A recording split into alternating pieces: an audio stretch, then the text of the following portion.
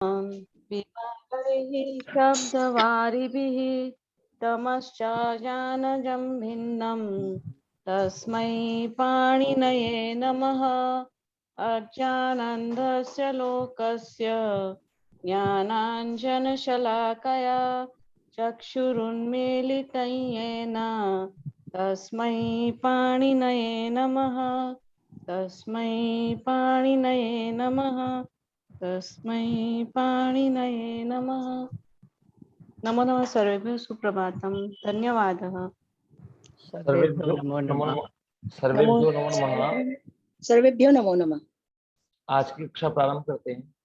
तो आज जैसे कि हमारा अभ्यास चलेगा पंचम अभ्यास, और पंचम अभ्यास में हमें क्या क्या दिया गया चलते हैं। अब तक देखिए हमने चार अभ्यास का अध्ययन किया है, और जिसके अंदर हमें हर अभ्यास में 25 नए शब्दों का ज्ञान कराया गया।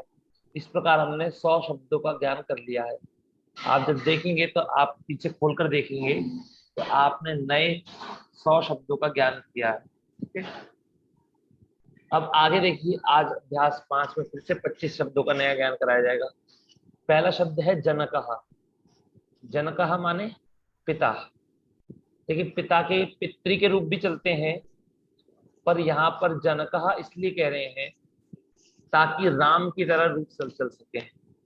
अगर पितृ की तरह रूप चलाएंगे तो आपको अलग से रूप याद करने पड़ेंगे, इसलिए जनकः के रूप चलाएंगे तो राम की तरह चल जाएंगे, कोई दिक्कत नहीं है। राम के याद करिए रूप और सारे रूप चल जाएंगे।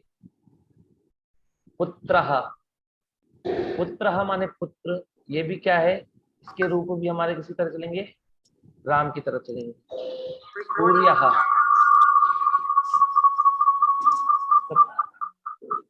सबको सूर्यः। देखिए, सूर्यः माने सूर्य। चंद्रः। चंद्रः माने चंद्रमा। सज्जनः माने सज्जन। अच्छे लोगों को क्या कहते हैं, सज्जन पुरुष कहते हैं हम लोग। ठीक है। दुर्जनः, जो बेकार लोग होते हैं उनको दुर्जन कहते हैं। प्राज्ञः। विद्वान शब्द के लिए विद्वान के रूप में चलते हैं, विद्वान विद्वांसो विद्वांसः, पर हमें विद्वान के रूप नहीं समझ रहे हैं। हमको विद्वान यदि प्रयोग किया जाएगा तो हम प्राज्ञः शब्द का प्रयोग करेंगे। ये इसलिए करवा रहे हैं ताकि इसके रूप भी किसी तरह चल सके, राम की तरह चल सके। कि आपको देखिए, कई सारे शब्द होते हैं, कई सारे, ये विद्वान हो गया, इनके रूप अलग चलते हैं, इनके अलग से रूप याद ना करने पड़े अभी आपको, इसलिए इनका अर्थ बता रहे। अर्थ तो एक ही है, दोनों का अर्थ दोनों का एक ही है, तो इसलिए ताकि इसको याद करने पर आपको इसके रूप भी चला सके। प्राज्ञः माने विद्वान। लोकः माने संसार अथवा लोक। तो लोकः माने संसार या लोक, पर लोक संसार को समझिएगा ज्यादा। ठीक है, लोकः माने संसार का प्रयोग ज्यादा होगा। उपाध्यायः। उपाध्यायः अर्थात गुरु।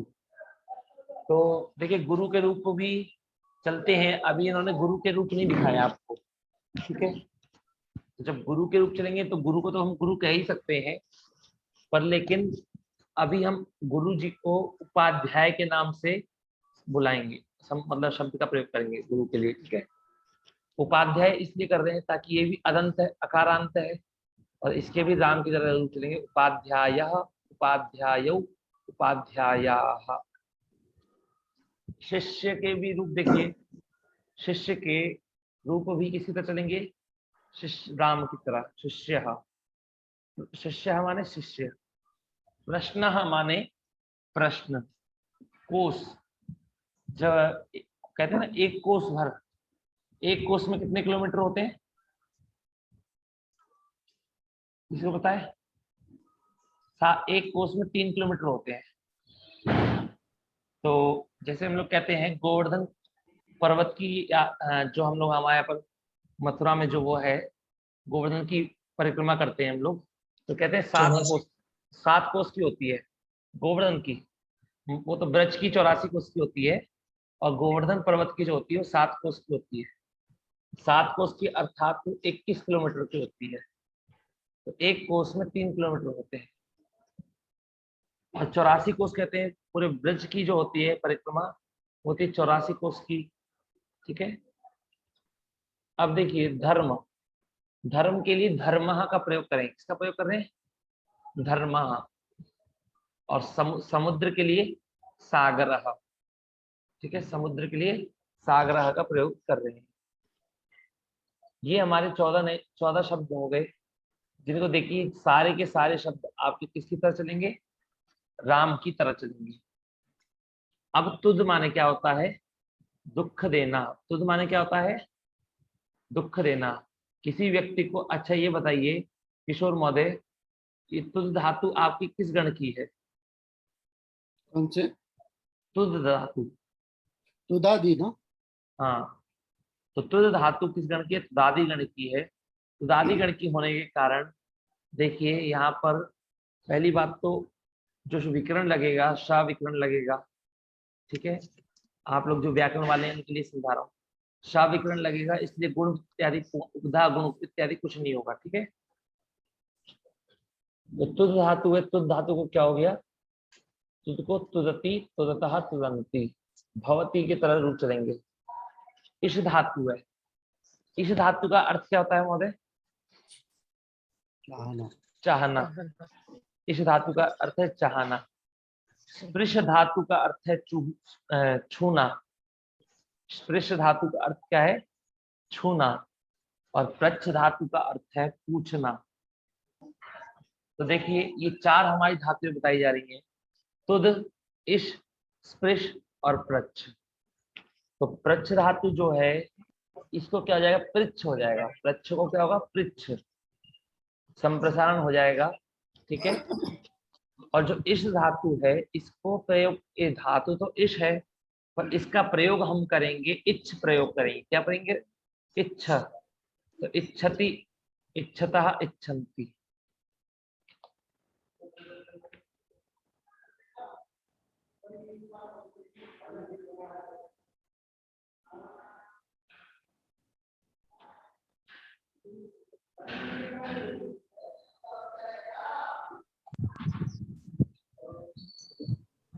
आवाज आ रही है?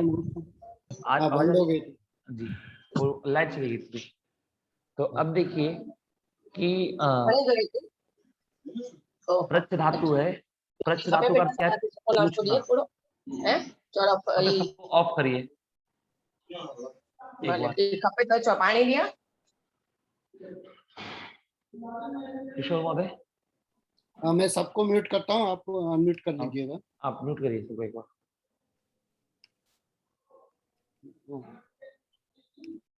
ठीक है, अनम्यूट करिए आप। जी, तो देखिए कि इश धातु है, इसका हम प्रयोग करेंगे, इच्छ प्रयोग करेंगे। और प्रच्छ धातु का पृच्छ। तो तीनों का रूप देखिए, तुदति, तुदतः, तुदंती, तुदसी, तुदथः, तुदथ, तुदामी, तुदावः, तुदाम। इश धातु है। इश धातु का प्रयोग सभी लोग ध्यान पूर्वक सुनिएगा। इश धातु है और इसका जब हम प्रयोग करेंगे तो इच्छ प्रयोग करेंगे। तो इच्छति, इच्छतः, इच्छन्ति, इच्छसि, इच्छतः, इच्छत, इच्छामि, इच्छावः, इच्छामः। स्पृश धातु है, इसका प्रयोग करेंगे तो स्पृशति, स्पृशतः, स्पृशन्ति, स्पृशसि, स्पृशतः, स्पृशथ, स्पृशामि, स्पृशावः, स्पृशामि। प्रच्छ धातु है, इसका प्रयोग करेंगे तो प्रच्छ को क्या करेंगे? हो जाएगा पृच्छ हो जाएगा। प्रच्छ को क्या जाएगा? पृच्छ। अब व्याकरण वालों के लिए पृच्छ किस सूत्र से होगा? कोई है बता सकता है? संप्रसारण। ग्रहिज्या वही, जी जी, उस सूत्र से संप्रसारण ग्रहिज्या होकर वही के, वाला सूत्र। हाँ जी, उस सूत्र से संप्रसारण होकर के अच्छा, ग्रहिज्या वही व्यधिवष्टि, विचति, विच्छति, पृच्छति। ठीक है, पृच्छति बोला ना, तो पृच्छति, पृच्छ धातु को संप्रसारण होकर के क्या हो जाएगा? पृच्छ हो जाएगा।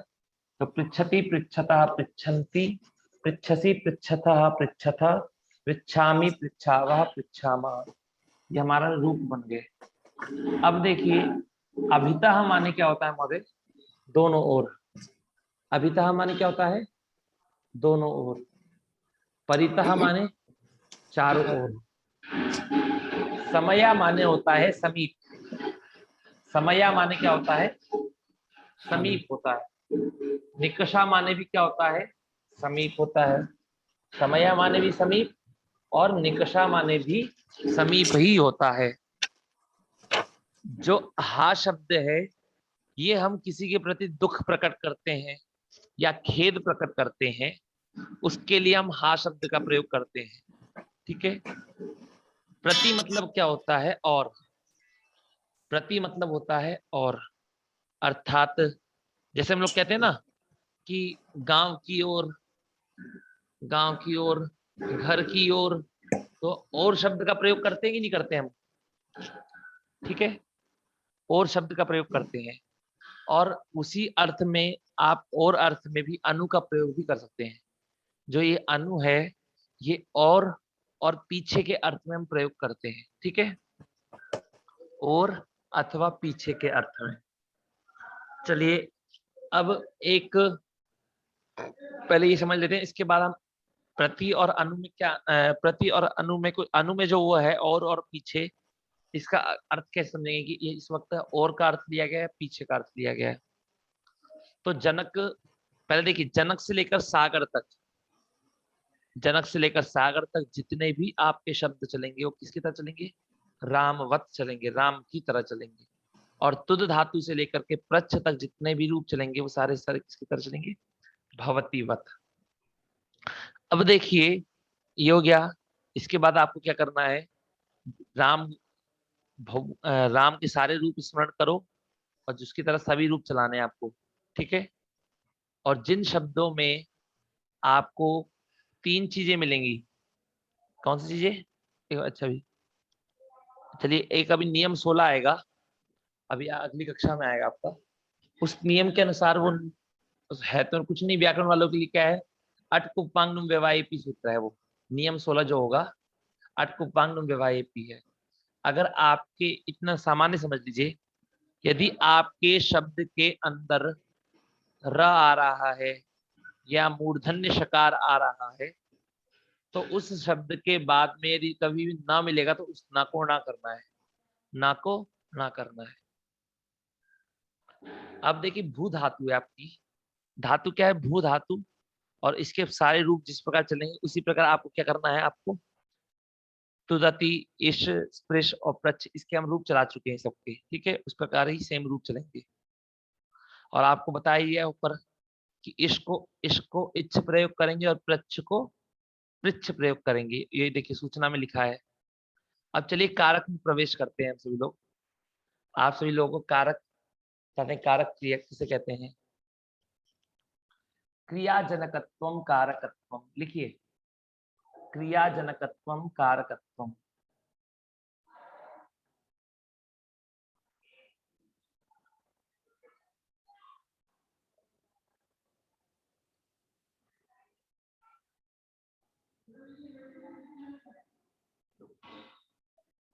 ठीक है, तो एक सेकंड मैं देता हूँ।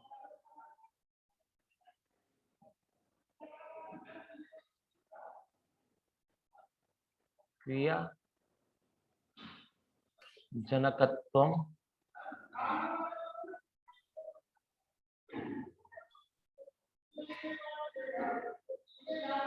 एक तो ये भी प्रयोग करते हैं, इसको भी समझेंगे।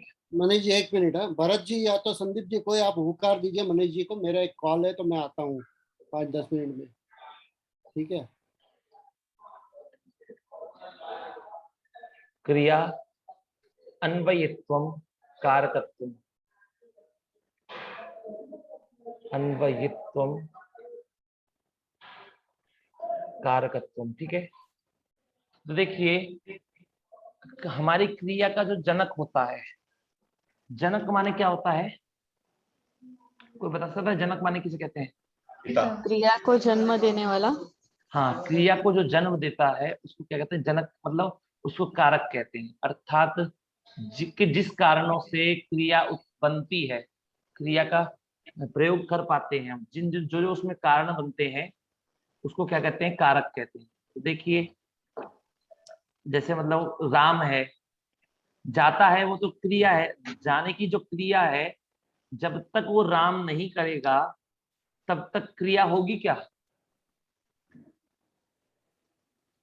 जब तक राम क्रिया नहीं करेगा तब तक क्रिया होगी क्या? नहीं होगी क्रिया। नहीं होगी।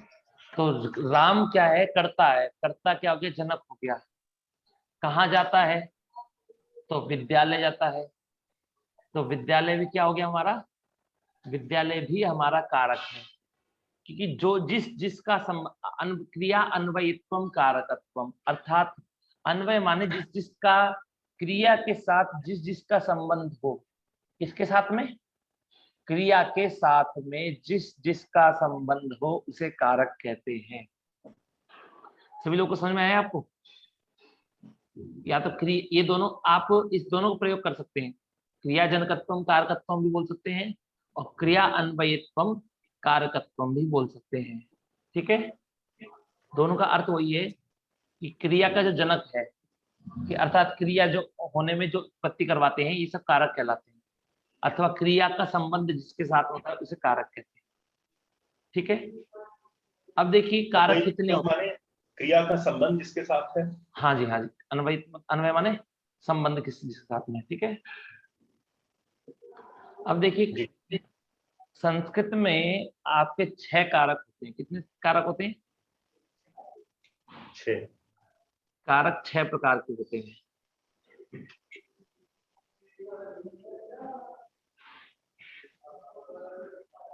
ठीक है, पहला है कर्ता,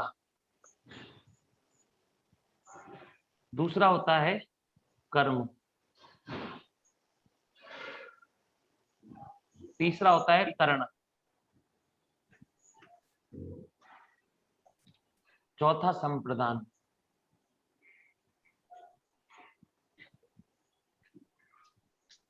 पांचवा आपका अपादान,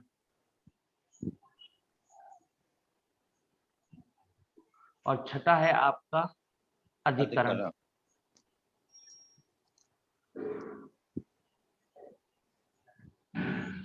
तो कह रहे हैं कि अरे एक और विभक्ति तो बची थी, बस संबंध क्यों नहीं लिया आपने? संबंध क्यों नहीं लिया? हमने क्या बोला अभी कि जिसका क्रिया के साथ संबंध होता है उसको क्या कहते हैं हम? उसको कारक कहते हैं। अब हमने बोला दशरथस्य पुत्रः ग्रामं गच्छति। क्या बोला हमने? दशरथस्य पुत्रः ग्रामं गच्छति। दशरथस्य पुत्रः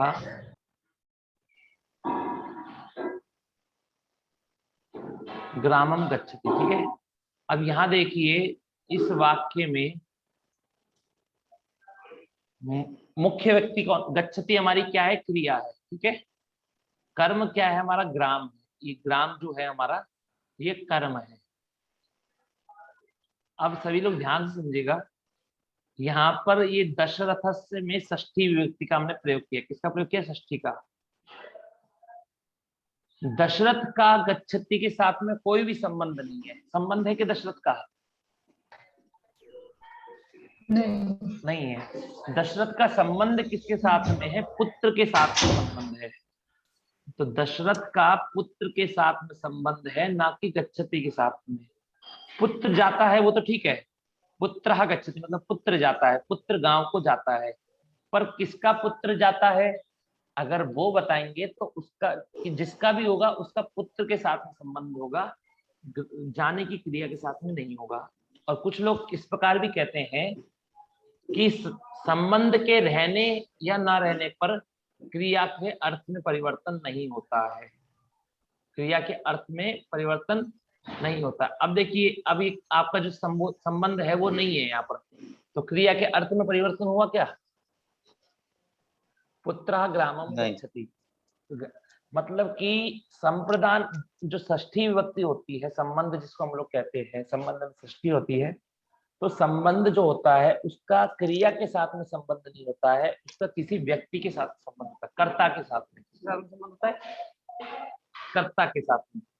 तो कर्ता के संबंध के को कारक थोड़ी ना कहा गया है कि कर्ता का जिसके साथ संबंध हो उसे कारक कहते हैं। नहीं, क्रिया का संबंध जिसके साथ में हो उसे कारक कहते हैं। इस प्रकार आपने समझा। अब चलिए हम सभी कारकों को पढ़ेंगे। ठीक है, अब एक चीज समझिए, विभक्ति दो प्रकार की होती है। विभक्ति कितने प्रकार की होती है? दो प्रकार की। आप लोग कहते हैं प्रथमा विभक्ति होगी, द्वितीय विभक्ति होगी। ये विभक्ति हमारी दो प्रकार की होती है। एक होती है कारक विभक्ति। कौन सी विभक्ति होती है? कारक विभक्ति। और दूसरी होती है उपपद विभक्ति।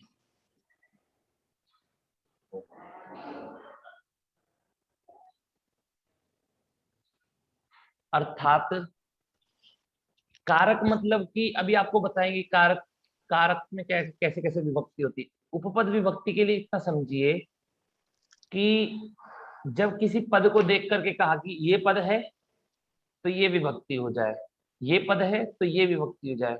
जब हम पद को आश्रय मान करके विभक्ति का निर्देश करते हैं, उस विभक्ति का जो जिसका हम निर्देश किया उसको हम उपपद विभक्ति कहते हैं। क्या कहते हैं इसको? उपपद विभक्ति।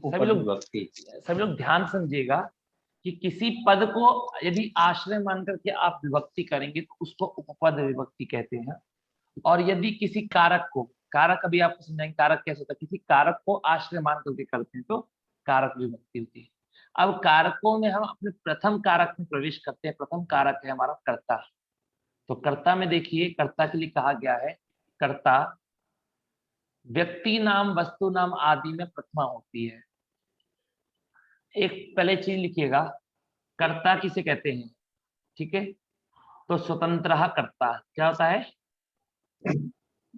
स्वतंत्रः कर्ता। जो अपनी क्रिया को करने में स्वतंत्र होता है उसको क्या कहते हैं? उसको कर्ता कहते हैं। तो स्वतंत्रः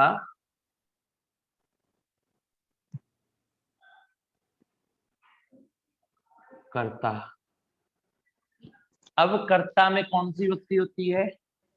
तो कर्ता में प्रथमा विभक्ति होती है। चलिए आप लोग देखिए, मैं आपको एक चीज समझाना चाह रहा हूं। जिन लोगों को समझ में नहीं आएगी वो लोग निश्चिंत रहिएगा, कोई दिक्कत नहीं है। पर लेकिन जिन लोगों को समझ में आ जाएगी वो लोग ध्यान से पूर्वक समझिएगा। ठीक है, मैं ये सब हटा देता हूँ। तो ये देखिए,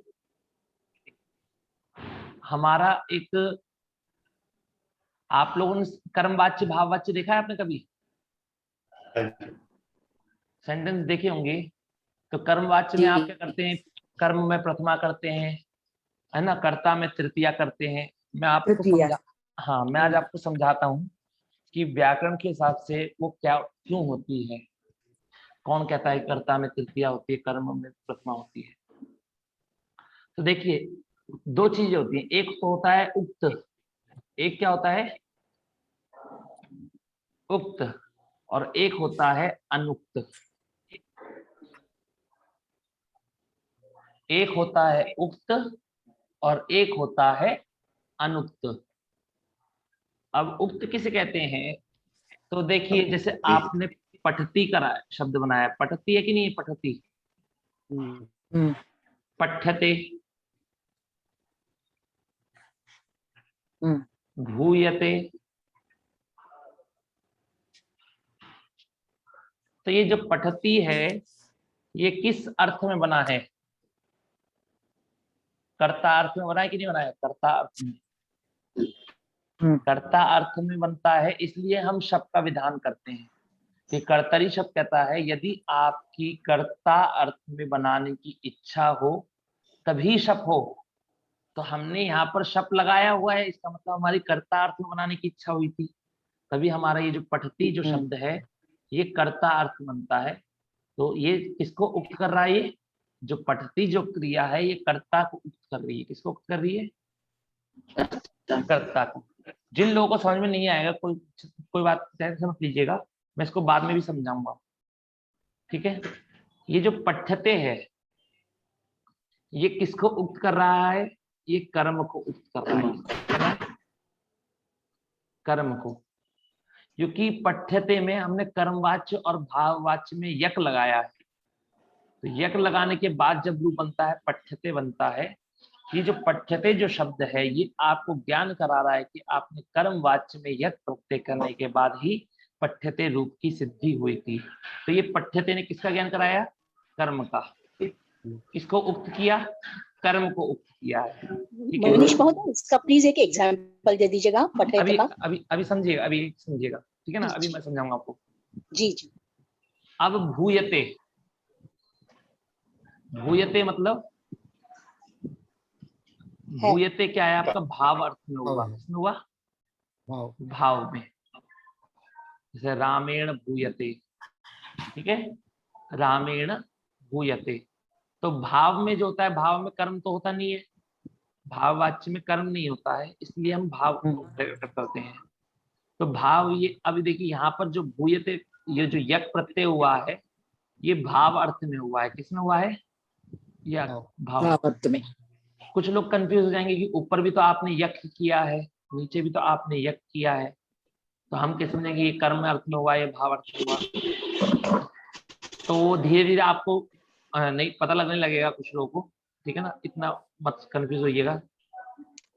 अब पठ्यते भूयते आपको बने, तो देखिए पठती ने कर्ता को उक्त किया है, पठ्यते ने कर्म को उक्त किया है, और भूयते ने भाव को उक्त किया है। जो भी आपका उक्त होता है उसमें हमेशा प्रथमा विभक्ति आती है। कौन सी विभक्ति आती है? ये चीज नोटिस कर लीजिएगा। ये जो कर्मवाच्य, इन तीनों के साथ प्रथमा आएगी? नहीं, इन तीनों के साथ नहीं आए ऐसा नहीं बोलेंगे आप। आपकी क्रिया, जो आपका जो क्रिया का जो शब्द होगा वो जिसको उक्त करेगा, अच्छा जी जी, जिसको उक्त करेगा उसमें प्रथमा होती है। जी जी, ठीक है, आपकी क्रिया का जो शब्द होगा वो जिसको उक्त करेगा उसमें प्रथमा होती है। किस सूत्र से होती है तो लिख सकते हैं, या फिर मैं आपको दिखा सकता हूँ सूत्र। एक बार आप सभी लोग नोट कर लीजिएगा सूत्र कि प्रथमा विभक्ति करने वाला सूत्र कौन सा है। ठीक है ना, कि अगर कोई करेगा प्रथमा विभक्ति तो कौन सा करता है? किसी को पता है कौन सा सूत्र है? नहीं, मुझे नहीं मालूम। तो कर्तरी प्रथमा नहीं, कर्तरी प्रथमा नहीं, प्रातिपदिकार्थ लिंग परिमाण वचन मात्रे प्रथमा, ये सूत्र है। इसको अभी सिर्फ इतना देखिए, सिर्फ इतना रखिएगा, इसको लिख लीजिएगा, ठीक है ना। जो प्रथमा व्यक्ति करने के लिए जो कहता है वो ये सूत्र कहता है, ठीक है। सिर्फ इतना रखिएगा कि प्रथमा व्यक्ति करने वाला सूत्र ये है। ये क्या कहता है उसको मत सोचिएगा, अभी उसको सोचेंगे तो कंफ्यूज हो जाएंगे आप। इतना सा रखिए कि प्रथमा व्यक्ति करने वाला ये सूत्र है, ठीक है। अब चलिए हम कहाँ पढ़ते अपने, जो भी आपका उक्त होगा उसमें कौन सी व्यक्ति होगी बताइए? प्रथमा। अच्छा, अनुक्त किसे कहेंगे? प्रथमा। आपने जिसको उक्त किया उसके अलावा जितने भी होंगे वो सारे आपके क्या होंगे? अनुक्त होंगे। क्या होंगे महोदय? अनुक्त। जैसे देखिए राम, राम, ग्राम, गच्छति,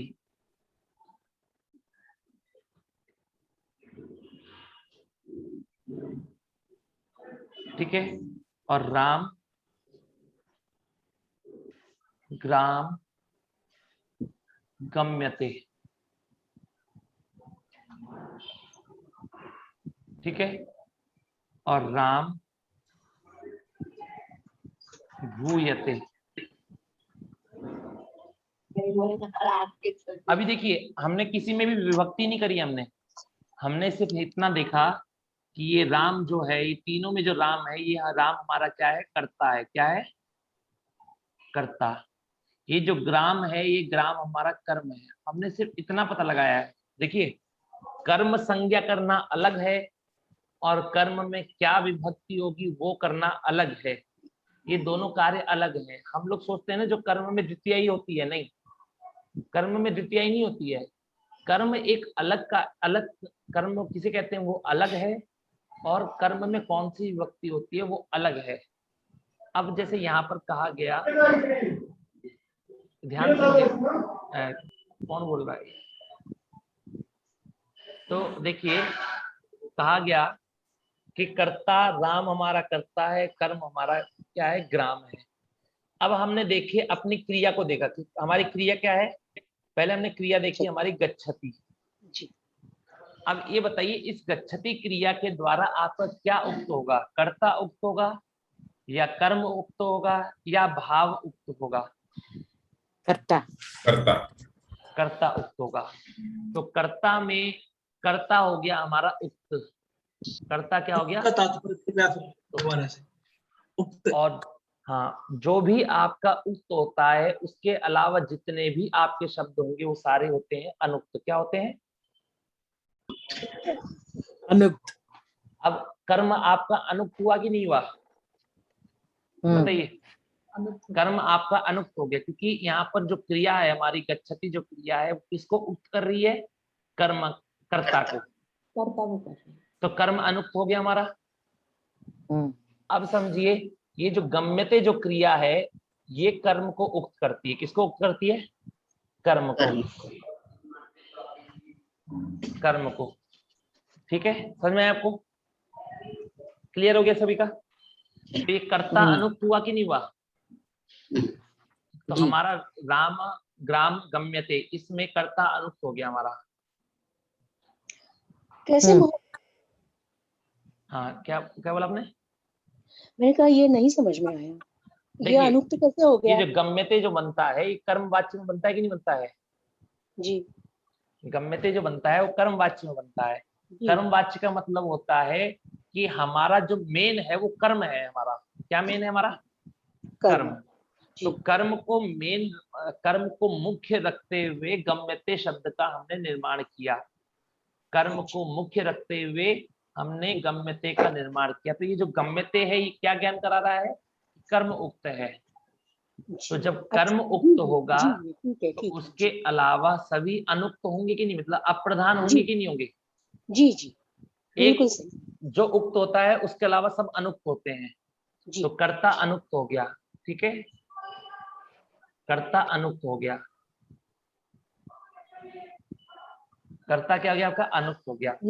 जी अब देखिए, अब मैंने तो ग्राम में कोई विभक्ति नहीं लगेगी क्या? अभी लगाएंगे। अभी हमने उक्त अनुक्त कर लिया ना हमने। अब मैं थोड़ा सा जगह देकर के उसकी विभक्ति लगाता हूँ। ठीक है, अब देखिए ऊपर वाले वाक्य में हमारा राम उक्त है और नीचे वाले वाक्य में हमारा ग्राम उक्त है। तो ये बताइए उक्त में हमेशा कौन सी विभक्ति होती है? उस उक्त में हमेशा प्रथमा होती है। तो ऊपर वाले वाक्य में हमारा राम उक्त था इसलिए हमने रामः प्रथमा विभक्ति का प्रयोग किया, और नीचे वाले वाक्य में हमारा ग्राम उक्त था इसलिए हमने ग्रामः का प्रयोग किया। अब हमारा राम उक्त है और इसके अलावा सारे अनुक्त हैं। ये क्या है? हमारा कर्म है और ये हमारा कर्ता है। तो अनुक्त कर्म में अब आप समझिए, अनुक्त कर्म में द्वितीया होती है। क्या होती है अनुक्त कर्म में? द्वितीय। अनुक्त कर्म में द्वितीया होती है तो ग्रामम बन गया। और अनुक्त कर्ता में तृतीया होती है। अनुक्त कर्ता में तृतीया होती है तो रामेण बन गया। और भाववाच्य में आपका जो भाव होगा वो मुख्य होता है इसलिए राम में भी तृतीय अनुक्त हो गया राम, इसलिए रामेण भूयते। ठीक है, तो उक्त अनुक्त का मतलब चक्कर समझ में आया? उक्त महोदय उक्त का मतलब मुख्य हो गया ना। उक्त का मतलब ये है कि जो उक्त माने होता है कहना। आपका जो क्रिया का जो शब्द है वो किसको कह रहा है, किसको कह रहा है। ठीक है ना? सर जी ये भूयते नहीं समझ में आया। भूयते देखिए, भूयते मतलब होता है सिर्फ एक ऐसा भाव होता है ना हमारी कुछ चीजों में जिसमें कर्म इत्यादि नहीं होते हैं। जैसे हमने पूछा कि जैसे बाल कहा शेते बोला हमने। ठीक है, बाल कहा शेते। तो यहाँ क्या है हमारा ये जो शेते बनता है कर्ता अर्थ में बनता है। किस में बनता है? कर्ता अर्थ में। और यदि भाव अर्थ में बनाए तो शय्यते बनता है। क्या बनता है? जया शय्यते। अब ये देखिए सभी, अब समझिएगा, तो बालकः शय्यते नहीं होगा, फिर बालकेन शय्यते हो जाएगा। अब देखिए भाव का मतलब क्या होता है, समझिएगा स्नेहल जी, कि भाव मतलब ये होता है बालक सोता है, तो जो सोने की जो क्रिया है उसमें एक भाव होता है कि नहीं होता है। बालक हंसता है, हंसने की क्रिया में भाव होता है, उसका कोई कर्म नहीं होता, उसमें कोई कर्म नहीं होता है। जैसे हमने बोला बालक दूध पीता है, तो पीने की क्रिया के द्वारा उसको क्या चाहिए, उसको पीने की द्वारा क्रिया के द्वारा उसको दूध चाहिए। दूध चाहिए। पर बालक हंसता है तो हंसने के द्वारा उसको कुछ चाहिए क्या, नहीं चाहिए, वो एक भाव है। तो रोना एक भाव है हमारा, सोना हमारा एक भाव है, ठीक है ना। हमारा अस्तित्व है, ये हमारा एक भाव है। भूयते माने अस्तित्व, सत्ता हमारी, ठीक है। इस प्रकार आपको समझ में आया। अभी आपको एक इतना समझा देता हूँ थोड़ा सा कि हमारा इसमें क्या विभक्ति होती है, आप हल्का सा समझ लीजिएगा। उक्त में तो कोई भी होगा, उक्त में तो हमेशा प्रथमा होगी, ठीक है, प्रथमा। और अनुक्त में क्या हम समझते हैं, अनुक्त कर्ता होगा तो तृतीया होगा। अनुक्त एक बार पहले लिख लेता हूँ, कर्म, करण, ये संप्रदान, अपादान और अधिकरण।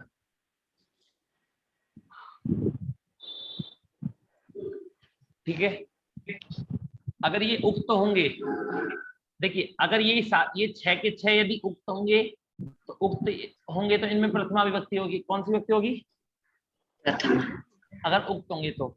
और उक्त में तो प्रथमा होती है, निश्चित हो गया। अब अनुक्त में समझना है, अनुक्त कर्ता और करण में तृतीया विभक्ति होती है, तृतीया। अभी सूत्र भी आएगा, सूत्र है कर्तृकरणयोस् तृतीया, कर्तृ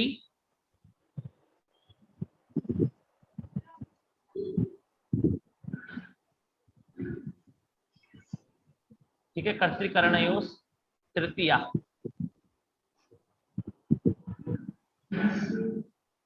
कर्म के लिए आया कि कर्मणि द्वितीया,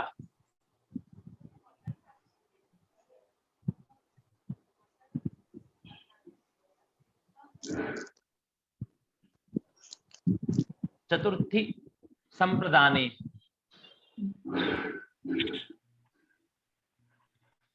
चतुर्थी होती है किसमें होती है, संप्रदान में। चतुर्थी होती है चतुर्थी संप्रदाने से। अपादाने पंचमी,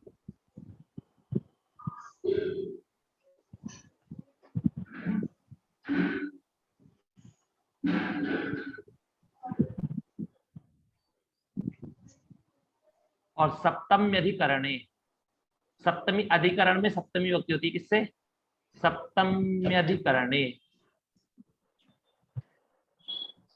सप्तमी अधिकरणे, सप्तमी अधिकरणे, सप्तमी अधिकरणे, सप्तमी अधिकरणे।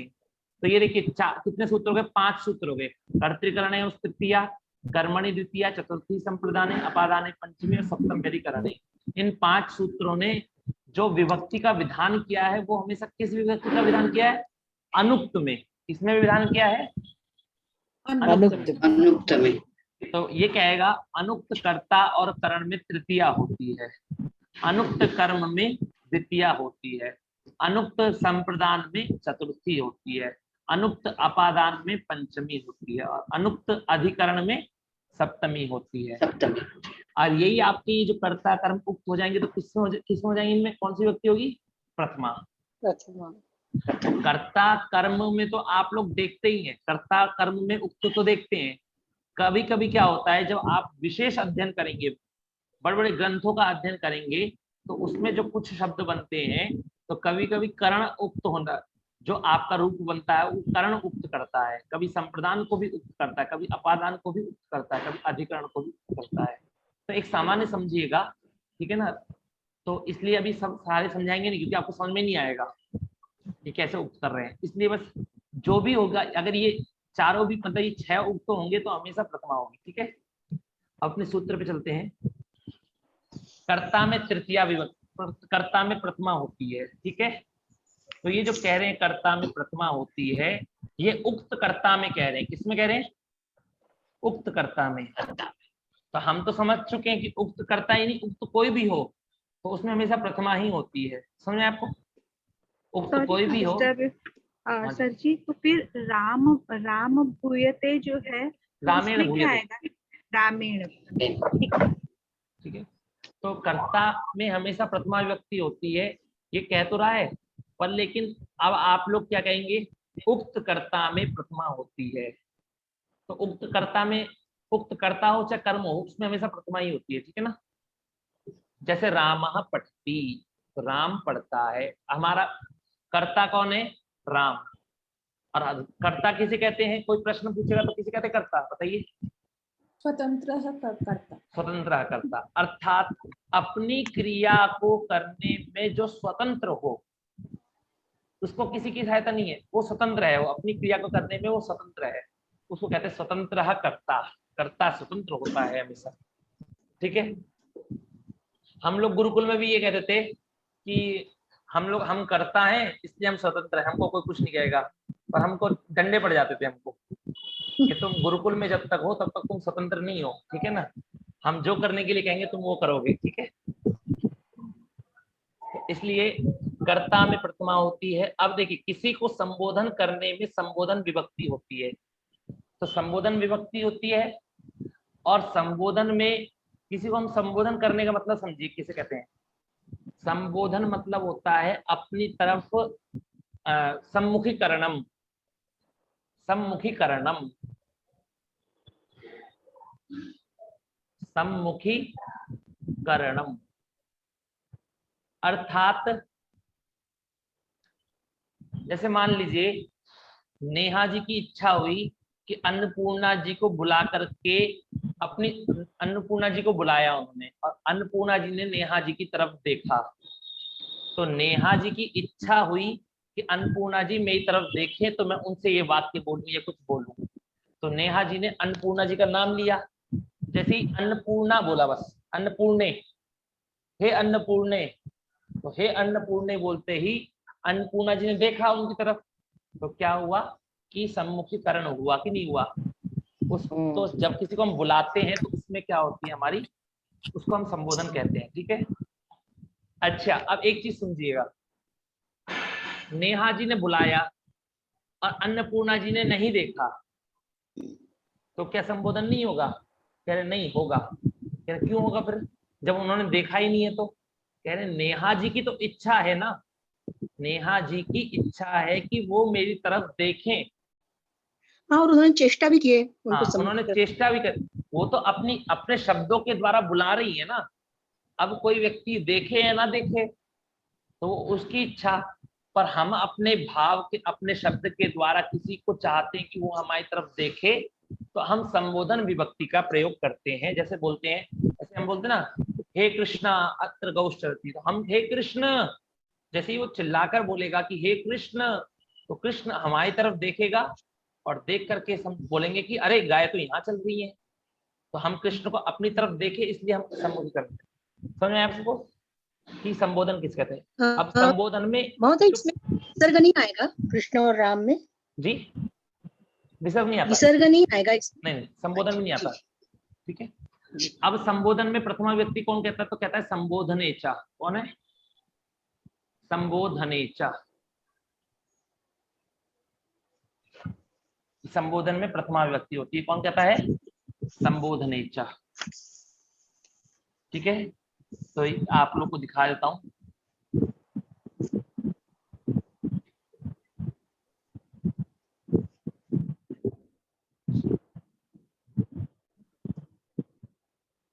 ठीक है ना, संबोधनेचा प्रथमा विभक्तिर्भवति, संबोधन में प्रथमा विभक्ति होती है। किस सूत्र से होती है? संबोधनेचा से, ठीक है। प्रथमा की अनुवृत्ति आ रही है। अब देखिए अगला कह रहे हैं कर्तु, इसलिए मैंने कहा था कि पंचम अभ्यास से आपका मजबूत प्रकरण प्रारंभ होगा। अब तक तो आपका सामान्य चल रहा था।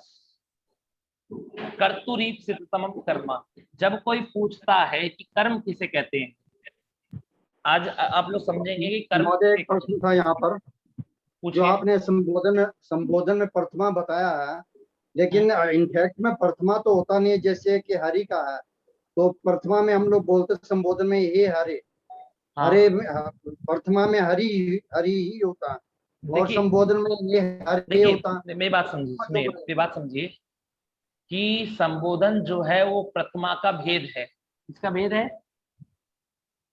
प्रथमा विभक्ति का भेद है। तो संबोधन के लिए अलग कार्य होता है, संबोधन के लिए अलग अलग सूत्र हैं। होती प्रथमा विभक्ति है उसमें, पर संबोधन के लिए हरि ही आएगा, प्रथमा विभक्ति में सु ही आएगा। जैसे देखिए, जैसे राम शब्द है आपका, तो आप क्या करते हैं, हम लोग, एक सेकेंड मैं इसको थोड़ा,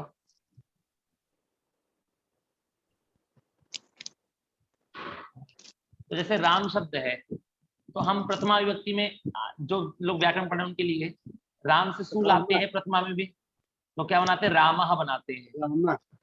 ठीक है, रामः। और जब हम संबोधन में ये राम प्लस संबोधन में भी सु ही आएगा, पर क्या हो जाएगा? संबोधन में सु का लोप हो जाता है। अच्छा जी। तो जब प्रथमा को मानकर कर्ता, जो प्रथमा को माना हमने, तो सु आया तो उसका लोप नहीं होगा, तो रामः बनेगा। पर जो सु आया है, प्रथमा विभक्ति वाला जो सु आया, वो जब संबोधन में आएगा तो उसका लोप हो जाएगा। इसलिए संबोधन ये अलग अलग है, ठीक है ना, संबोधन अलग है, प्रथमा अलग है। धन्यवाद। अब देखिए, कर्तुरीप सिततमम कर्म।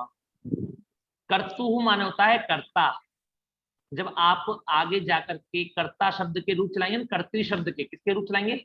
कर्तृ मूल शब्द है होगा आपका, कर्तृ जब आपका मूल शब्द होगा, तो जब कर्तृ के जब रूप चलाएंगे तो षष्ठी विभक्ति में बनेगा आपका, क्या बनेगा?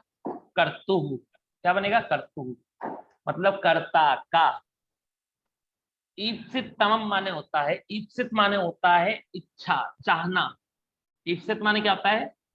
चाहना। और तमम माने होता है, ईप्सित माने चाहना, और तमम माने होता है अत्यधिक। तमम माने क्या होता है? अत्यधिक। और कर्म, कर्ता जिस चीज को अपनी क्रिया के द्वारा जिस चीज को अत्यधिक चाहता है उसे कर्म कहते हैं। कर्ता अपनी क्रिया के द्वारा जिस चीज को अत्यधिक चाहता है उसे क्या कहते हैं? कर्म कहते हैं। समझ में आया सभी को? समझ में आया सभी को? कर्ता अपनी क्रिया के द्वारा जिस चीज को अत्यधिक चाहता है उसे कर्म कहते हैं। तो अभी हमने कर्म समझ लिया, किसे कहते हैं कर्म? कि कर्ता अपनी क्रिया के द्वारा जो क्रिया कर रहा है उस क्रिया के द्वारा जिस चीज को अत्यधिक चाहेगा उसको कर्म कहेंगे। जैसे देखिए, रामः विद्यालयम गच्छति। रामः विद्यालयम गच्छति। राम अपनी क्रिया क्या कर रहा है? जा रहा है। क्रिया क्या कर रहा है? जा रहा है। तो अपनी क्रिया के द्वारा उसको वो अत्यधिक क्या चीज चाहता है? अत्यधिक क्या चीज चाहता है? तो वो क्या चाहता है? वो ये चाहता है कि मैं विद्यालय पहुंच जाऊं। क्या चाहता है वो? मैं विद्यालय पहुंच जाऊं। अगर आप में से कोई ट्रेन में सफर करता है तो किस लिए सफर करता है? कि मान लीजिए कहीं से कर रहा है, कलकत्ता से कर रहा है, तो मैं दिल्ली पहुंच सकूं इसलिए तो सफर कर रहा है। वो दिल्ली चाहता है इसलिए सफर कर रहा है। ऐसा तो नहीं है मन किया ट्रेन में बैठ गया और दिल्ली पहुंच गया, नहीं, ऐसा कोई नहीं करता है। आप ऐसे ही अगर कहीं घूम भी रहे हैं, ऐसे कहीं घूम रहे हैं, आपकी मंदिर जाने की इच्छा होगी, आप मंदिर जाकर के भगवान पे जल चढ़ाना चाहेंगे, भगवान को प्रणाम करना चाहेंगे। जब आप चाहेंगे तभी तो आप मंदिर जाएंगे। ऐसे थोड़ी ना जी, अरे मैं तो ऐसे जा रहा था और पता नहीं अपने आप कैसे आ गए यहाँ पर। तो जिस चीज को हम अपनी क्रिया के द्वारा चाहते हैं उसे कर्म कहते हैं। बाल कहा जलम पिबती, तो पीने की क्रिया के द्वारा उसको जल चाहिए, तो पीने की क्रिया के लिए उसको क्या चाहिए? जल चाहिए। तो जो जिस चीज को आप चाहोगे उसे कर्म कहते हैं। आगे चलते हैं। कर्तु अब कर्म किसे कहते हैं कोई पूछे तो कर्तुरीप सिततमम कर्म, ठीक है। अब कहा इन्होंने कि कर्म में, कर्म, चलिए हमें कर्म तो पता लग गया कर्म किसे कहते हैं, पर कर्म में द्वितीय विभक्ति कौन, मतलब कर्म में कौन सी विभक्ति होती है? तो कह रहा है सूत्र कर्मणि द्वितीया। कौन सी विभक्ति कह रहा है? कर्मणि द्वितीया। कर्म में द्वितीय विभक्ति होती है। पर लेकिन अब जो मैंने पढ़ाया है उसके अनुसार क्या बोलेंगे आप लोग? अनुक्त कर्म में द्वितीया होती है। किस कर्म में द्वितीया होती है? अनुक्त कर्म में द्वितीया होती है। किशोर महोदय है कि नहीं? चले गए किशोर महोदय लेकिन थोड़ा बिजी हूँ तो फोकस नहीं कर पा रहा हूँ, इसलिए संदीप जी और भरत जी सबको बोले आपको हुकार देने के लिए। संदीप महोदय, भरत महोदय, आप लोग समझ में आ रहा है क्या? हाँ जी, बिल्कुल ठीक है ना, मतलब कोई दिक्कत तो नहीं है? बता दीजिएगा कुछ होगा तो। अब कर्मणि द्वितीया, अनुक्त कर्म में द्वितीया होती है और उक्त में कौन सी विभक्ति होती है? प्रथमा। और प्रथमा जो करेगा वो सूत्र है प्रातिपदिकार्थ लिंग परिमाण वचन मात्रे प्रथमा, जो आपको लिखवाया है। ठीक है, जैसे रामः विद्यालयम गच्छति, तो पहले रामः, देखिए पहले शब्द इस प्रकार बना रहा शब्द हमारा कि राम शब्द था, विद्यालय शब्द था और गच्छति शब्द था। गच्छति के द्वारा, गच्छति क्रिया को कौन कर रहा है? राम कर रहा है, इसलिए रामः, राम हमारा करता है इसलिए रामः प्रयोग किया। फिर देखा कि जो ये जो क्रिया कर रहा है इस क्रिया के द्वारा ये किस चीज को चाहता है? तो विद्यालय को चाहता है, तो विद्यालय हमारा कर्म हो गया। और जब विद्यालय कर्म हो गया तो कर्म कैसा कर्म है? ये अनुक्त कर्म है। अनुक्त कर्म में द्वितीय विभक्ति होकर के विद्यालयम बन गया। रामः विद्यालयम गच्छति। अगर ये जो कर्म है गम्यते प्रयोग करेंगे जब हम, तब भी विद्यालय को चाहेगा कि नहीं चाहेगा? गम्यते प्रयोग करने पर भी ये विद्यालय को ही चाहेगा। पर विद्यालय की जो होगी उस समय कर्म संज्ञा होगी तो सही, पर कर्म जो होगा वो उक्त होगा, और उक्त होने के कारण किसके द्वारा उक्त हो रहा है? क्रिया के द्वारा। जो गम्यते जो क्रिया है इसके द्वारा उक्त हो रहा है। ठीक है, तो राम, सामान्य हमने रामः विद्यालयम गच्छति, हम विद्यालय को चाहते हैं इसलिए हमने विद्यालय को कर्म बनाया। स पुस्तकम पठति, वह पुस्तक पढ़ता है, तो वो किसको चाहता है? वो पुस्तक पढ़ना चाहता है। क्या पढ़ना चाहता है? पुस्तक। तो उसको अपने पढ़ने की क्रिया के द्वारा उसको पुस्तक चाहिए। ठीक है, स रामम पश्यति, वह देखता है। वह क्या देखना चाहता है? तो वो राम को देखना चाहता है। होती कि नहीं इच्छा? बताइए, लोगों की इच्छा होती है कि नहीं? राम भगवान को देखें, राम के दर्शन करें। तो उस इच्छा को, उस जिस चीज को चाहते हैं उसमें वो राम को चाहते हैं, तो राम को कर्म हो गया। कुछ लोग पूछते हैं ना, रामः रामो रामः का तो प्रयोग हम करते हैं, पर रामम का प्रयोग हम कब करेंगे? तो रामम का प्रयोग समझ में आपको? रामम का प्रयोग कब करेंगे? जब रामम को हम कर्म बनाएंगे तब हम रामम का प्रयोग करेंगे। राम का कर्म के समान प्रयोग, कर्म में ही राम का प्रयोग होगा द्वितीय विभक्ति का। सफलम इच्छति, वह फल को चाहता है। तो वो क्या चाहता है? वो फल चाहता है, इसलिए फलम हमारा क्या है? फल हमारा कर्म है। ते प्रश्नम पृच्छन्ति, अब हमने बोला ते प्रश्नम पृच्छन्ति, वे पूछते हैं। तो वे क्या, किशोर महोदय पूछते हैं, तो क्या पूछना चाह रहे हैं महोदय? तो महोदय प्रश्न पूछना चाह रहे हैं। तो प्रश्न पूछने की इच्छा है ना, वो क्या पूछना चाह रहे हैं? प्रश्न। तो प्रश्न हमारा कर्म है। जिस चीज की इच्छा होती है उसे कर्म कहते हैं। समझ में आ रहा है देवेंद्र महोदय?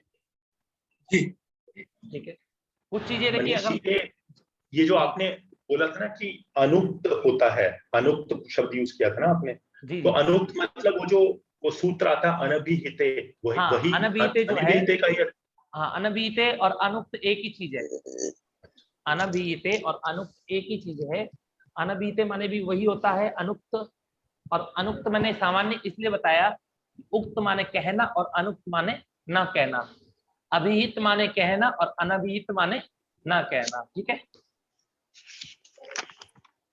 वो आपको, हाँ जी बोलिए। ये जैसे हसती जो क्रिया है वो भाव अर्थ में आती है ना? जी, भाव अर्थ में आती है, पर लेकिन जब आप भाव अर्थ में लाएंगे तो उस भाव अर्थ के लिए हमें यक प्रत्यय लगाना पड़ेगा।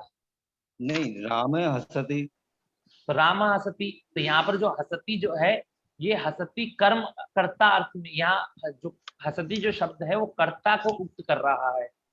अच्छा, कर्ता को उक्त कर रहा है। तो भाव में क्या होता है कि भाव वाले शब्दों में कर्म नहीं होता कभी। जो भाव वाले शब्द होते हैं उसमें कर्म नहीं होता कभी भी। तो कर्म रहे नहीं रहेगा, बस इतना ही अंतर पड़ेगा। पर उक्त किसको कर रहा है? उक्त कर्ता को कर रहा है, इसलिए कर्ता विभक्तिमा होगी। महोदय एक मिनट पूछूं क्या, ये उक्त कर्म क्या होगा फिर? उक्त कर्म होगा जब हम कर्म वाच्य में यक प्रत्यय लगा करके जो रूप बनाते हैं, गम्यते इत्यादि, ये सब रूप ये निर्देश करते हैं कि आपका कर्म उक्त होगा। ठीक है महोदय, किसी स्थिति में कर्म है, कोई ऐसी उदाहरण? जी नहीं, एक मिनट, अभी आप पहले क्लास ले दीजिए, लास्ट में क्वेश्चन करेंगे। ठीक है मनीष महोदय, हाँ मैं क्षमा चाहता हूँ, 2 मिनट लूंगा क्योंकि मुझे अभी ये कॉन्फ्रेंस कॉल में जाना है, तो उसके पहले कुछ बोलना है लोगों को, तो 2 मिनट में लेता हूँ जी। कि ये अभी हमारा ये जो है ना संस्कृत सप्ताह चल रहा है, तो नेक्स्ट सैटरडे सांस्कृतिक कार्यक्रम रहेगा अपना, ये वर्गीय के समय पे रहेगा। तो उसमें ग्रुप में तो इन्फॉर्मेशन डाला है, विमल कुमार महोदय और संचालन करेंगे, और वो उनको आप मैसेज करना है जो जो आप करना चाहते हैं वो दिन, और सब लोग आएंगे, एकदम तैयार होके आएंगे, सब कैमरा खुला रखेंगे। सांस्कृतिक कार्यक्रम है तो बन ठन के आना है और कुछ ना कुछ बोलना है, संस्कृत में बोलना है। और हमारे जो संस्कृत भारती के जो है सुशील कुमार महोदय, वो भी मुख्य अतिथि, या अपने अतिथि नहीं कहूँगा क्योंकि उनका ही किया कराया सारा है, इसलिए हम लोग सीख रहे हैं। तो हमारे जो मुख्य सूत्रधार है संस्कृत भारती के, जिसकी वजह से हम लोग आज यहाँ बैठ रहे हैं। और रोज हर एक दिन कार्यक्रम होता है, कुछ ना कुछ कार्यक्रम होता है, एक भी दिन ऐसा नहीं कि जब कार्यक्रम ना हो। तो उनके नेतृत्व में सब हो रहा है, तो वो भी आएंगे। और मनीष महोदय के पिताजी भी आएंगे। अभी मनीष महोदय के पिताजी के बारे में मैं ज़्यादा आज तो नहीं बताऊंगा, लेकिन राम जन्मभूमि का आपने, नरेंद्र मोदी गए थे, आपने देखा होगा सबने, तो वहाँ जो पृष्ठ थे वो कौन थे, वो आपको सैटरडे को पता चलेगा। ठीक है उसको आप मिलेंगे। ठीक है तो मैं अभी आपके 9:15 बजे मेरा कॉन्फ्रेंस कॉल है, तो मैं मनीष जी आपको होस्ट बना देता हूँ। संदीप जी को होस्ट है और संचिता जी भी को होस्ट है, तो मैं खाली देखूंगा, सुन नहीं पाऊंगा तब बाद में। ठीक है धन्यवाद। मैं आपको होस्ट बना देता हूँ मनीष जी। जी ठीक है महोदय। तो अब देखिए, तो हमने ये इस प्रकार समझा, तो ये तो हमारी क्या थी, कर्म हमारा कारक है कि नहीं, ये बताइए। ये कर्म क्या है, हमारा कारक है कि नहीं महोदय, संदीप महोदय? तो कारक को इस कर्म कारक को मान करके जो भी हमने द्वितीय विभक्ति करी, इसको क्या कहते हैं हम? कारक विभक्ति कहते हैं। कौन सी विभक्ति कहते हैं? हम कहेंगे उपपद विभक्ति किसे कहते हैं? उपपद मतलब किसी पद को मान करके कि इस पद के साथ में ये विभक्ति होती है, इस पद के साथ में ये विभक्ति होती है, उस ऐसा कोई पद होगा तो उस विभक्ति को कहते हैं हम उपपद विभक्ति। अब आया नियम आया 14। तो उपपद विभक्ति का एक एग्जाम्पल नहीं, अभी पढ़ा उदाहरण देंगे? आप निश्चिंत रहिए, अभी पढ़ाई तो हूँ। अभितः, परितः, समया, निकषा, हा, प्रति और अनु। अभितः माने क्या होता है? दोनों ओर। क्या है? दोनों ओर। देखिए लिखा है, नहीं लिखा? अभितः माने दोनों ओर, परितः माने चारों ओर, समया माने समीप, निकषा माने भी समीप, हा माने दुख या खेद, प्रति माने और अनु माने भी और। ठीक है, तो ये देखिए, ये आपका ये जो कितने शब्द हैं? 7 शब्द हैं। इन 7 शब्दों के साथ में द्वितीय विभक्ति होती है, अर्थात इन शब्दों के साथ में आपको कर्म वर्म नहीं ढूंढना है, सीधा ये शब्द हैं और ये इन शब्दों का संबंध जिसके साथ में है, इन शब्दों का संबंध जिनके साथ, जिस शब्द के साथ में है, उस शब्द में आपको क्या करनी है? द्वितीय विभक्ति करनी है। अब अभितः का माने क्या होता है? अभितः का माने होता है दोनों ओर। तो जिस चीज के दोनों ओर, जिस चीज के दोनों ओर करेंगे तो उस चीज में द्वितीय विभक्ति होगी। कौन सी विभक्ति होगी? द्वितीय विभक्ति। जैसे लिखा है ग्रामम अभितः, तो मतलब गांव की दोनों ओर। तो गांव के किसके दोनों ओर कर रहे हैं हम? प्रश्न कर रहे हैं। तो गांव के, तो गांव हमारा क्या है? कर्म है। वो सॉरी, कर्म नहीं, ग्राम में द्वितीय विभक्ति होगी। कौन सी विभक्ति होगी? द्वितीया। कर्म नहीं करेंगे, कर्म कर्म मान करके द्वितीया नहीं करेंगे, सीधा द्वितीया करेंगे। कर्म को मान करके द्वितीया नहीं करेंगे, सीधा द्वितीया विभक्ति करेंगे। तो ये किसको मान करके हुई है? अभितः शब्द के योग में, कि यदि अभितः शब्द है तो उसके साथ में द्वितीया विभक्ति का प्रयोग करते हैं। तो यहाँ पर हमने कर्म नहीं किया, सीधा द्वितीया का विधान किया। समझ में आया सभी को? और क्या कहा गया है कि अब जब कहेंगे ग्रामम परितः, मतलब गांव के चारों, परितः माने चारों, तो ग्रामम परितः, विद्यालयम परितः, गृहम परितः, रामम परितः। रामम परितः भी कह सकते हैं क्योंकि राम के चारों ओर, राम के चारों ओर, रामम परितः। ठीक है, समझ में आपको? अब वनम, निकषा और समय माने क्या होता है? समीप। निकषा और समय माने क्या होता है? समीप। तो निकषा और समय माने समीप, तो वनम निकषा या वनम समया, तो वन के समीप, मतलब दोनों का अर्थ वनम निकषा वनम समय, दोनों का अर्थ क्या है? वन के समीप। समझ में? तो जिस चीज के समीप के आप चर्चा कह रहे हैं कि मेरा घर तो उस विद्यालय के समीप है, मम गृहम विद्यालयम निकषा अस्ति या विद्यालयम समया अस्ति, मतलब विद्यालय के समीप है या विद्यालय के निकट है। ठीक है, इस प्रकार उसमें क्या होती है? जिस शब्द के निकट होगा उसमें द्वितीया होगी। सभी को समझ में आया नहीं आया बताइए?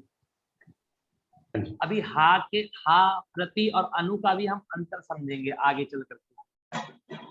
ये देखिए, अब अगला चलिए, गति अर्थ वाली धातुओं के साथ द्वितीया होती है। क्या, कौन सी होती होती है? द्वितीया होती है। इसके ऊपर मैं भी व्याख्या करूंगा ना थोड़ा, तो अभी थोड़ा परेशानी होने लगेगी। अगली कक्षा में इस सूत्र को, इस नियम को लेते हुए दोबारा करूंगा। ठीक है, इस नियम को लूंगा, अभी अभ्यास भी करना है हमें, इसलिए केवल इतना मानिए कि जो गति अर्थ वाली धातु होती है, कौन सी अर्थ वाली? गति। गति मतलब आप सभी को समझ में आया होगा, जैसे चलना भी गति है, दौड़ना भी गति है, हिलना भी गति है, बैठना भी गति है। जिसमें गति होती है उसको क्या कहते हैं? गत्यर्थक धातु कहते हैं। कौन सी धातु कहते हैं? गति अर्थ वाली धातु। तो जो भी आपकी धातु गति अर्थ वाली होगी उसके साथ में ये द्वितीया कह रहे हैं। ये पुस्तक तो हमें क्या करने के लिए कह रही है? द्वितीया। पर मैं कह रहा हूं द्वितीया और चतुर्थी होती है, द्वितीया और चतुर्थी होती है। नोट कर लीजिएगा कि जो गति अर्थ वाली धातु होती हैं उनके साथ में द्वितीया और चतुर्थी विभक्ति होती है। और सूत्र क्या है? सूत्र को भी दिखा देता हूं, ठीक है ना, किस किस सूत्र से होती है। तो और एक दो उदाहरण भी दे दूंगा इनका।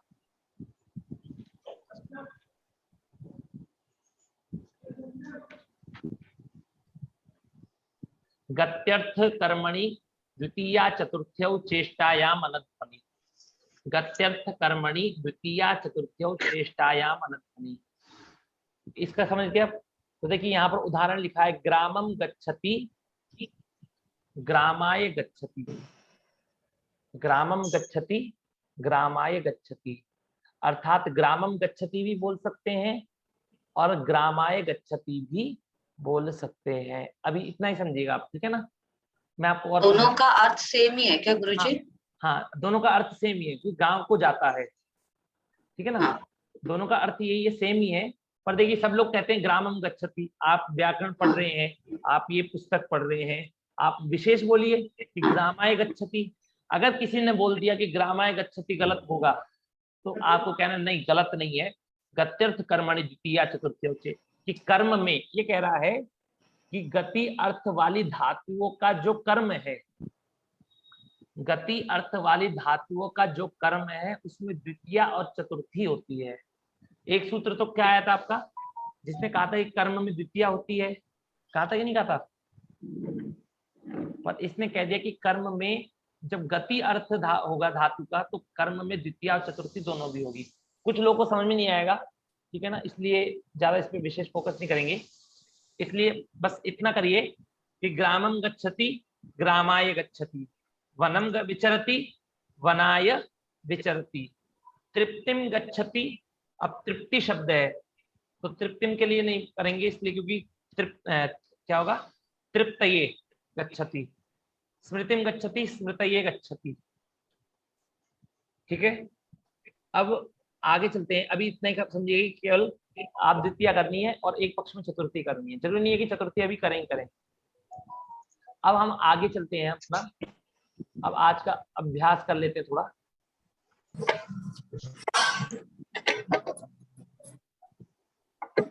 अभ्यास क्या है? 5। एक बार मैं बताता हूँ, उसके बाद फिर 10 मिनट में हो जाए। 10 मिनट में सभी लोग बोल देंगे। राम गांव को जाता है, तो क्या बोलेंगे? रामः ग्रामं गच्छति। तो जो राम क्या है? कर्ता।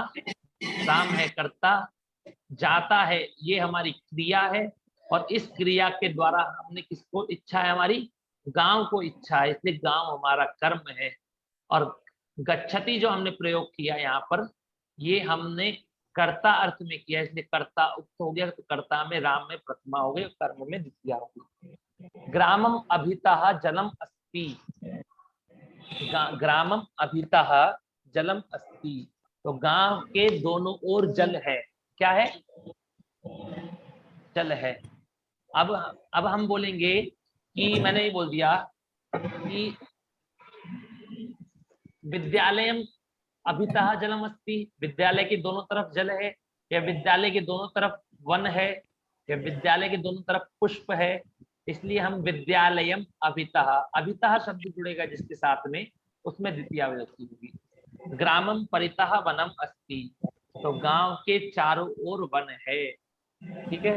ग्रामम समया पाठशाला अस्ति, गांव के पास पाठशाला है। क्या है? गांव के पास पाठशाला है। विद्यालयम निकषा गच्छति, विद्यालयम निकषा गच्छति, विद्यालय के समीप जाता है, अर्थात विद्यालय के पास जाता है। ठीक है ना। अब देखिए, दुर्जन के लिए खेद है। कोई दुर्जन व्यक्ति है, जैसे जो अच्छे लोग होते हैं वो कहते हैं अरे ये बुरा व्यक्ति ऐसे काम क्यों कर रहा है, तो ये खेद प्रकट करते ही नहीं करते हैं, तो कहते हैं हा दुर्जनम। तो हा शब्द किसके लिए प्रयोग करते हैं? हमने पढ़ा ऊपर, दुख जताने के लिए या खेद के लिए। तो जिसके भी प्रति हमें खेद होगा या दुख होगा, तो उसमें हम उसके साथ में हम उसमें द्वितीय विभक्ति लगा करके हा का प्रयोग करेंगे, हा दुर्जनम या दुर्जनम हा। ठीक है। विद्यालयम प्रति गच्छति, अब देखिए विद्यालयम प्रति गच्छति, तो विद्यालय एक क्या है? एक रुकी, जो विद्यालय होता है वो रुका हुआ होता है। विद्यालय रुका हुआ होता है कि चलता होता है? रुका होता है। रुका होता है। तो विद्यालय की ओर जाता है, मतलब कि विद्यालय की ओर जाता है, इसलिए विद्यालयम प्रति गच्छति। अब रामम अनुगच्छति, क्या बोला हमने? अनु का प्रयोग किया। अनु का मतलब भी क्या होता है? और पीछे। अनु का मतलब भी क्या होता है? और अथवा पीछे। अब हम कब बोले कि राम के पीछे जाता है या राम की ओर जाता है? ठीक है। तो देखिए, इसके लिए आपको समझना है कि राम चल रहा है, राम चल रहा है, और आपने अपने बेटे को उसके पीछे भेज दिया कि राम के पीछे पीछे जाओ। करते कि नहीं करते? जब पीछे बोलते हैं तो एक अगला वाला व्यक्ति चल रहा होता है कि नहीं होता है? जब हमने कहा राम की ओर जाओ, तो राम की ओर मतलब कि राम किसी एक जगह पर रुका हुआ है। राम मान लीजिए आपसे 2 किलोमीटर दूर है राम, तो हमने कहा कि राम बेटा राम की ओर जाओ, मतलब राम जिस तरफ है उस तरफ जाओ। तो जब हम और शब्द का प्रयोग करते हैं तो वो चीज क्या होती है? रुकी हुई होती है। और जब हम पीछे का प्रयोग करते हैं तब वो चीज चल रही होती है। होते ही होते कि राम के पीछे चलो या धर्म के पीछे चलो। धर्म चल रहा है, धर्म का अनुसरण कर रहे हैं हम, तो धर्म का अनुसरण करो, पीछे कर चलो, धर्म के पीछे चलो। तो धर्म यदि रुका हुआ होगा, धर्म की ओर चलो। इस प्रकार भी हम प्रयोग करते हैं क्योंकि धर्म एक भाव में प्रकट होता है, इसलिए हम ये भी कहते हैं कि धर्म की ओर चलो या धर्म के पीछे चलो। ठीक है। तो इसलिए अनु का शब्द का प्रयोग, आप अनु मतलब पीछे के लिए भी होता है और के लिए भी होता है, पर आप जब वाक्य देखेंगे ना अपनी आंखों से क्या भाव चल रहा है, तब आप समझ जाएंगे कि ये क्या कहना चाह रहा है, कि राम की ओर चलो कि राम के पीछे जाओ। ठीक है ना। गृहम गच्छति, क्या बोला गया यहाँ पर?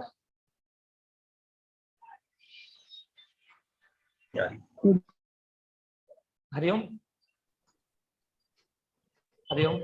मनीष जी बीच में आवाज कट गई थी। जी जी, गृहम गच्छति। ठीक है, गृहम गच्छति इसका मतलब क्या है? घर जाता है। तो ये सीधा यहाँ पर क्रिया दिखा रहे हैं, उसके द्वारा कर्म दिखा रहे हैं। घर जाता है तो गच्छति क्रिया के द्वारा कर्म चाहिए, क्या है? गृह। क्रोशम गच्छति, क्रोशम माने कोश भर, मतलब 3 किलोमीटर जाता है। क्रोशम गच्छति। जलम पिबती, पुस्तकम पठति। अब चलिए आप लोग एक एक वाक्य बनाइए, ठीक है ना। मैं जिन एक हैंड हाथ उठाते रहिएगा, सभी लोग हाथ उठाइएगा। तो और जिसके से वाक्य पूछ लिया जाए वो हाथ नीचे कर लीजिएगा, ठीक है। जैसे बालक विद्यालय जाता है, नेहा जी माइक खोल कर। बालक विद्यालयं गच्छति। बालकः विद्यालयं गच्छति। एक चीज याद रखिएगा, सभी लोग माइक ऐसे रखिएगा जैसे मतलब कि तुरंत खोलना, नाम बोलते ही, ठीक है। अन्नपूर्णा जी, बालिका विद्यालय की ओर जाती है। बालिका विद्यालयं प्रति गच्छति। विद्यालयम प्रति गच्छति, और विद्यालयम अनुगच्छति भी बोल सकती हैं आप, ठीक है ना। विद्यालयम अनुगच्छति। कन्या फल चाहती है, सारिका जैन जी। कन्या फलम इच्छति। कन्या फलम इच्छति। गुरु प्रश्न पूछता है, वेदा जी। हाँ जी, गुरु प्रश्नम पृच्छति। स्टार्टिंग में बताया था कि आपको गुरु शब्द का प्रयोग नहीं करना है, उपाध्याय का प्रयोग करना है। उपाध्याय, ओह सॉरी, अच्छा। उपाध्यायः प्रश्नम पृच्छति। प्रश्नम पृच्छति। पुत्र फूल छूता है, संदीप जी। पुत्रः पुष्पम स्पृशति। स्पृशति, ठीक है। उषा जी, पिता सूर्य को देखता है। पिता नहीं, गलत। जनक शब्द का प्रयोग करने के लिए। जनकः सूर्यं दृश्यते, पश्यति, पश्यते, पश्यति, ठीक है ना। पश्यति जी। मानिक सांबरे जी, और लोग हाथ नीचे कर लीजिए जिनसे पूछ लिया गया। वेदा जी, उषा जी, हाथ नीचे कर लीजिए आप। मानिक सांबरे जी। जी। पुत्रः चंद्रम इच्छति। हाँ, पुत्रः चंद्रम इच्छति। पुत्र, ठीक है। दुर्जन सज्जन को दुख देता है। तो अब ये बताइए सुधा तुम्बे जी। दुर्जनः सज्जनम तुदति। तुदति, बहुत सुंदर। कि दुख देने के लिए तुद धातु का प्रयोग करते हैं। तो तुदति कि तुदामी, दुख देता हूं, ठीक है ना। ठीक है। अब मंजू बेद जी। पुत्र गांव के पास बैठा है। पुत्र है ग्रामम निकसा सीदति। सीदति, बहुत सुंदर।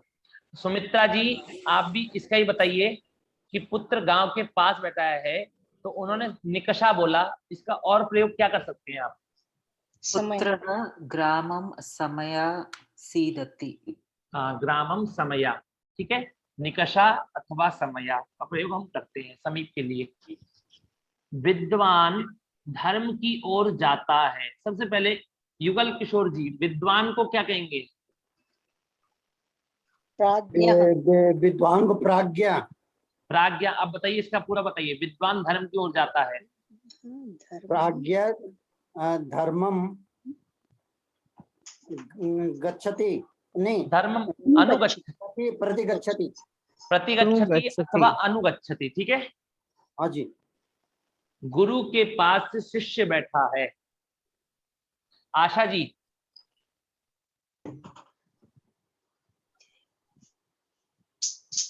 आशा जी। स्नेहल व्यास जी। उपाध्याय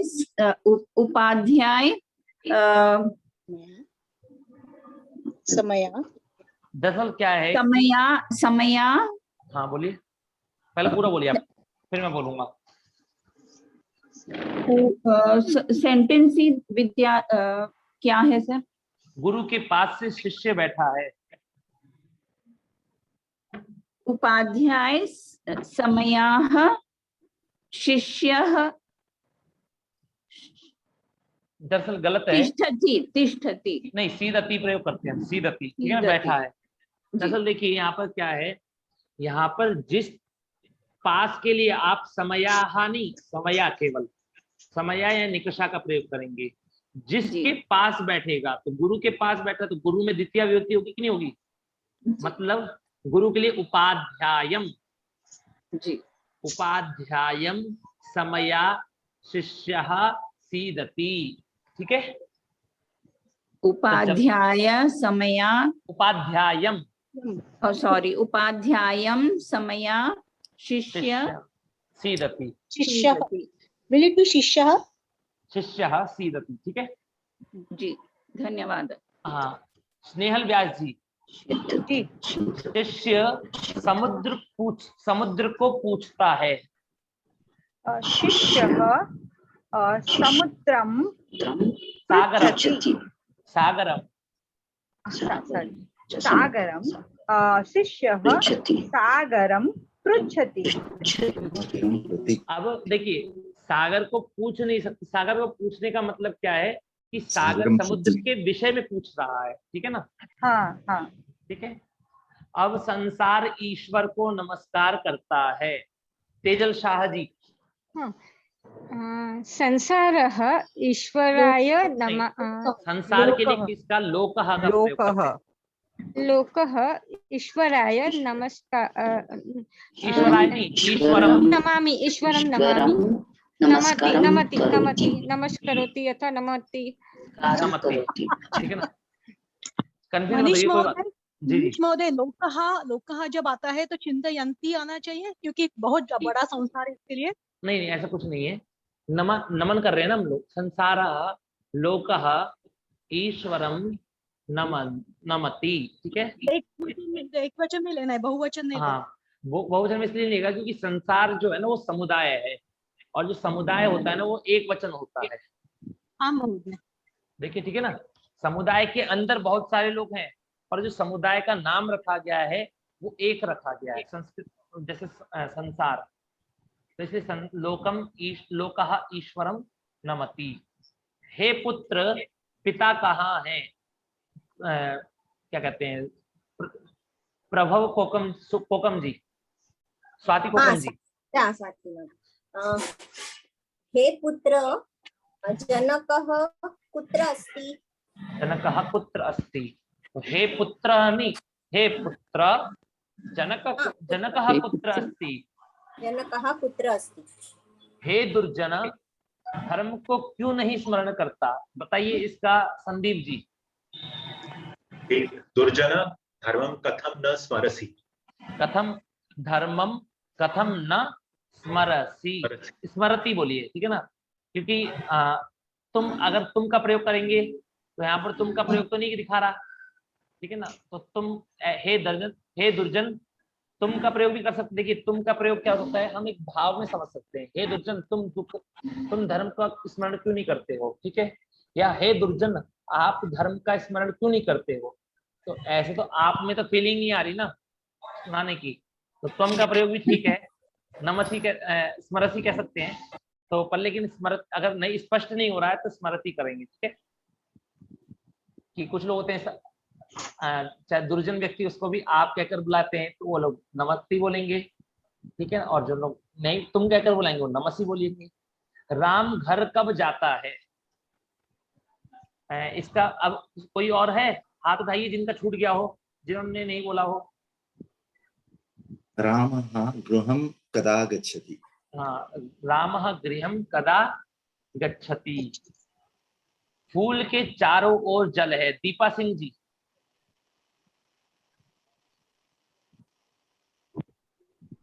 फूल के चारों ओर जल है।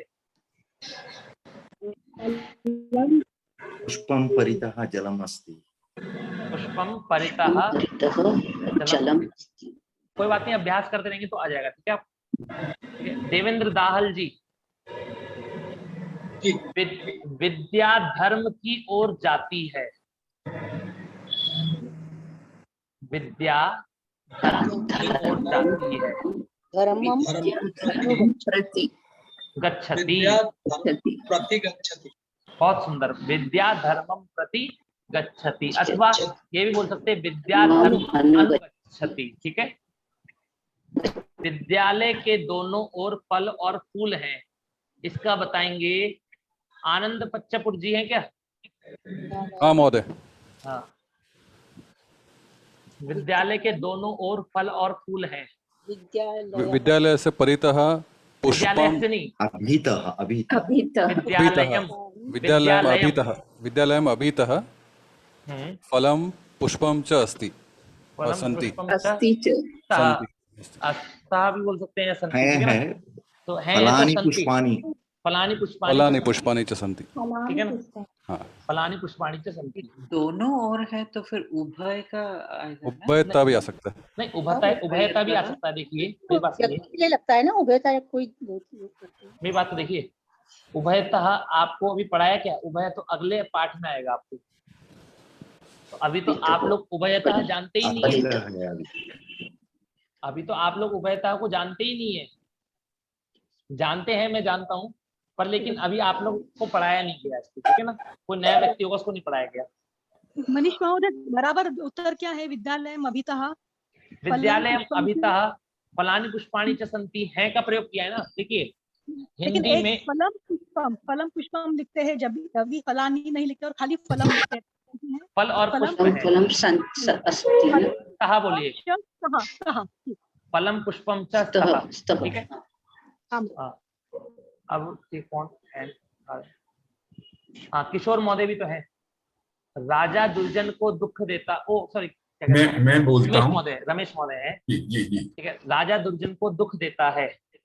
नृपः दुर्जनम तुदति।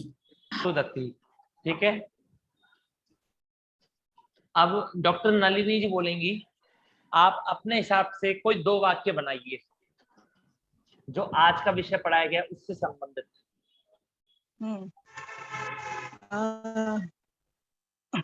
नृपः परितः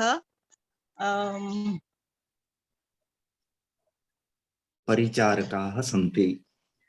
परिचारकाः सन्ति। ठीक है। हाँ, पर लेकिन इस प्रकार कर सकते हैं, नृपः परितः लोकः सन्ति। नहीं, क्या कहते हैं, जनाः सन्ति। ठीक है ना। दुर्जनाः सन्ति। दुर्जनाः सन्ति। ठीक है। सज्जनाः सन्ति। ठीक है। और एक और वाक्य बोलिए कुछ। हाँ, रमा धर्मम, धर्मम प्रति न गच्छन्ति, न गच्छति। रमा धर्मम प्रति न गच्छति। रमा धर्म की ओर नहीं जाती है। ठीक है। जयश्री जी। विद्यालयं परितः छात्राः सन्ति। विद्यालयं परितः छात्राः सन्ति। ठीक है, बहुत सुंदर। ग्रामं निकषा उद्यानम् अस्ति। ग्रामं निकषा उद्यानम् अस्ति। बहुत सुंदर। जलपाजनी जी। जनकः पुत्रं प्रश्नं पृच्छति।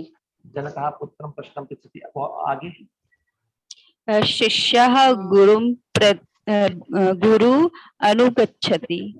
शिष्यः गुरुम अनुगच्छति। इसका मतलब क्या है?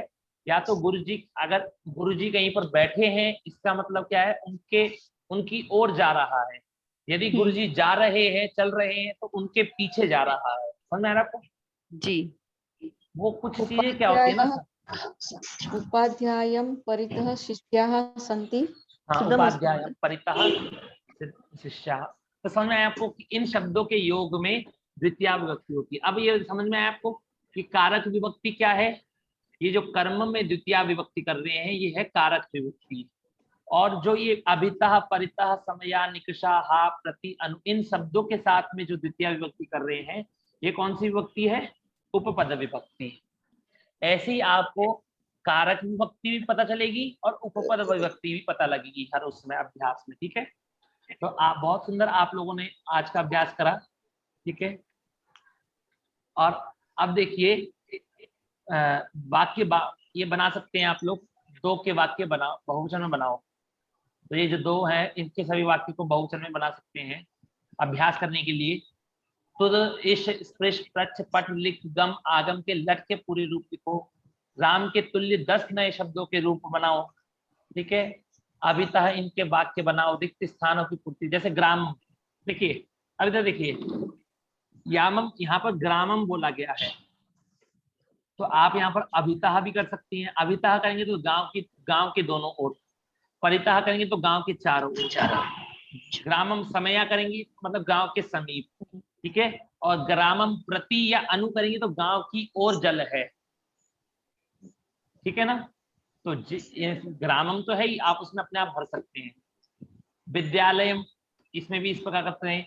जनकः सत्यम प्रति गच्छति, पिता सत्य की ओर जाता है, या सत्यम अनुगच्छति। त्वम धनम इच्छति, त्वम धनम इच्छति।